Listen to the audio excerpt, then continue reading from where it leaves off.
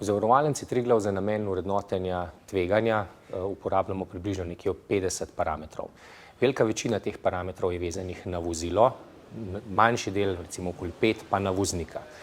Zdaj, to je zanimivo po eni strani, ker nesrečo povzroči voznik, ne vozilo. In zakaj nam, kljub temu, da v veliki meri opazujemo vozilo, ne voznika, zakaj nam to daje veliko napovedno moč za napovedovanje škodnega dogajanja v prihodnem obdobju, v zavarovalnem obdobju? Zaradi tega, ker se določen tip voznikov odloča za nakup točno določenega tipa vozila, ker je ta korelacija izredno močna.